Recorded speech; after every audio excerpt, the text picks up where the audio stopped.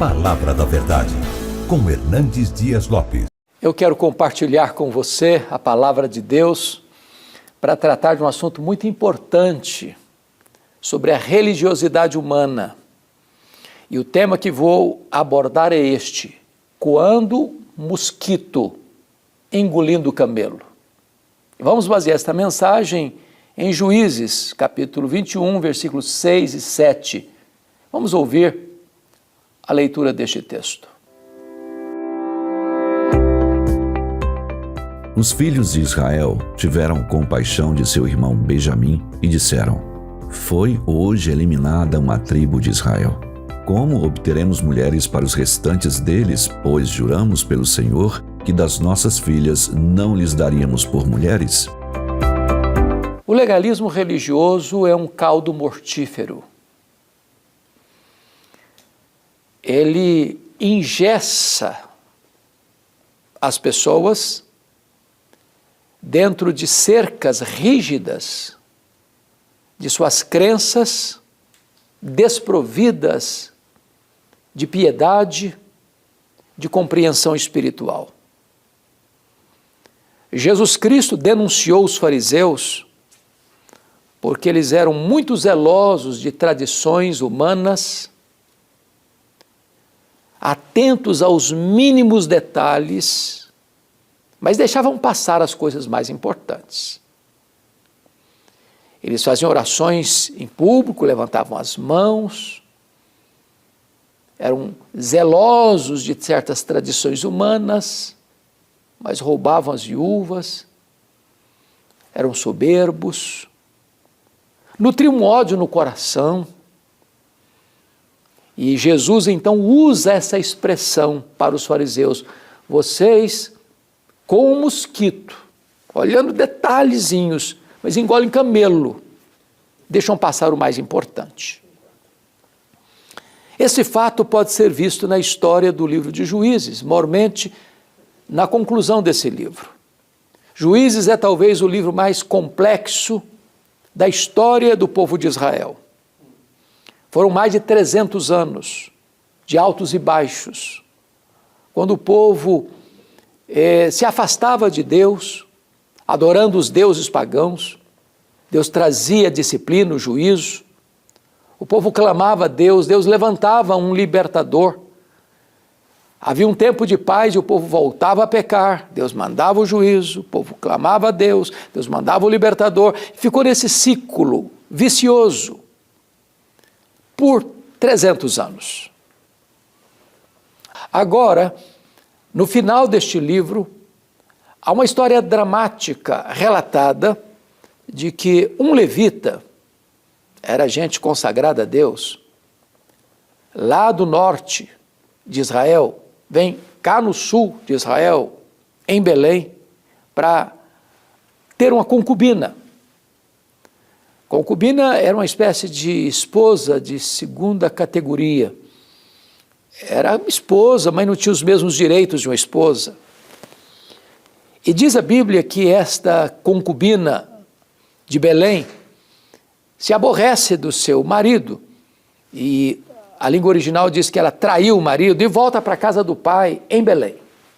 Passados 4 meses, esse levita, que era um homem religioso, vai a Belém para buscar sua mulher. É recebido pelo sogro, o sogro faz festa para ele durante 4, 5 dias, e então ele resolve retornar.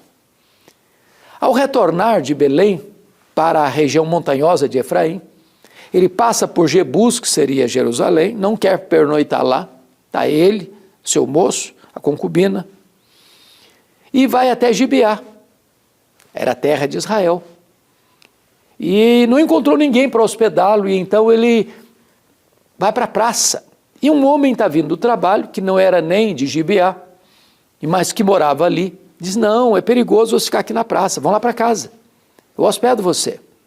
E foram para a casa deste homem. À noite, filhos de Belial, homens devassos, imorais, tentaram arrombar a casa do homem, requerendo desse homem que entregasse o levita para abusarem sexualmente dele.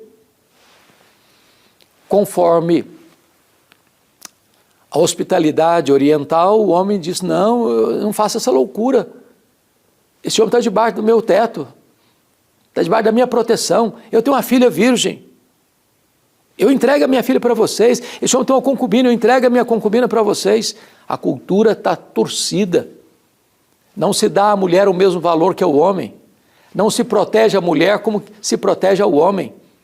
E diz a Bíblia que o próprio levita entregou a sua concubina, a sua mulher, para os homens devassos de Gibeá.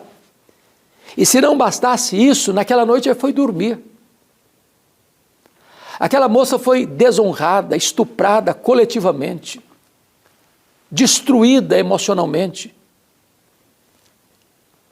Macularam sua vida, desonraram a sua feminilidade. Depois de um estupro coletivo animalesco, já no raiar do dia, esses homens devassos de Gibeá deixaram a mulher, que foi se arrastando até a porta da casa. Quando o dia amanheceu, o levita chamou a mulher, ela não atendeu, talvez já estivesse morta.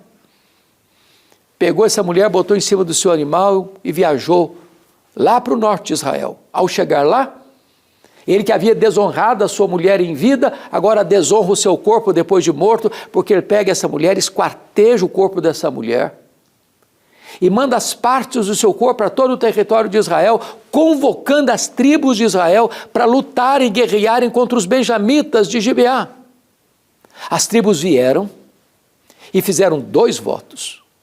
Primeiro, se alguém não comparecer a esta assembleia para guerrear contra os benjamitas, vai morrer.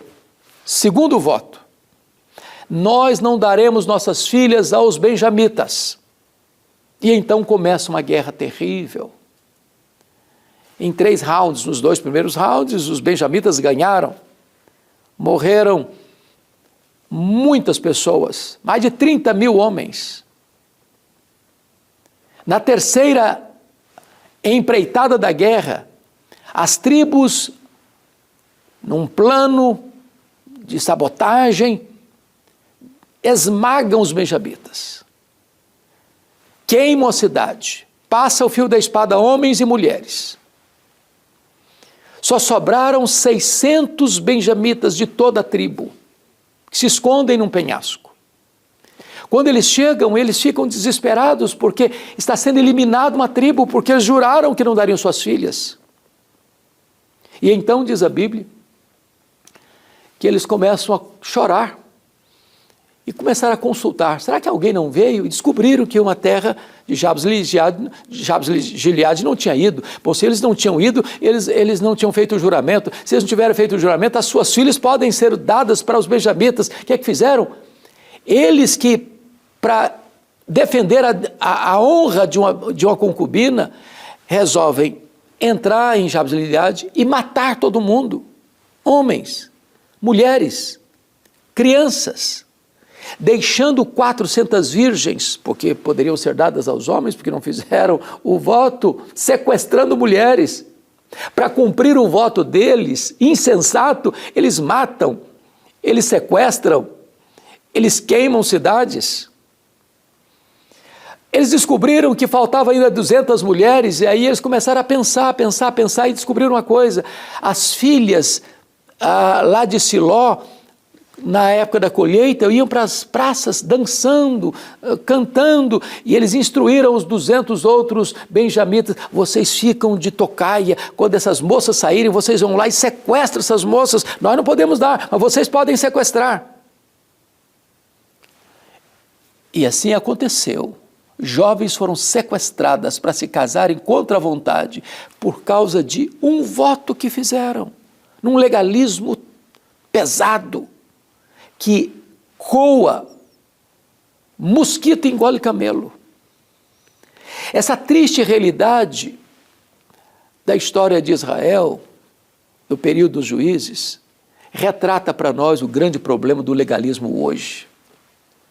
Quantas pessoas que às vezes são radicais, duras, massacram, oprimem, machucam, ferem, em nome de Deus, em nome da religião, em nome de regras humanas, e deixam passar a essência da vida, do amor ao próximo, da vida de santidade, da consagração a Deus, da vida plena em Cristo Jesus. O legalismo é um caldo mortífero, que deve ser repudiado. A história das tribos de Israel quase eliminando a tribo de Benjamim para corrigir um problema que era injusto mesmo. Mas você não corrige um problema criando mais problema. Você não soluciona um problema de violência, de morte, promovendo uma guerra com mais mortes, com mais destruição, com mais desonra ao ser humano. Cuidado com o legalismo, cuidado com o religiosismo sem amor, sem a graça de Deus. Eu vou orar com você. Quem sabe você tem sido vítima dessa situação, ou quem sabe você até mesmo está preso nesse cipoal. É hora de nós buscarmos a Deus e conhecermos o Deus de toda a graça, o Deus que perdoa, o Deus que restaura, o Deus que ama. Pai, eu te peço que tu apliques esta palavra ao coração daqueles que estão nos assistindo, para que eles te conheçam como Deus cheio de graça, cheio de amor, o Deus que é rico em misericórdia e tem prazer em perdoar. Oramos em nome de Jesus. Amém.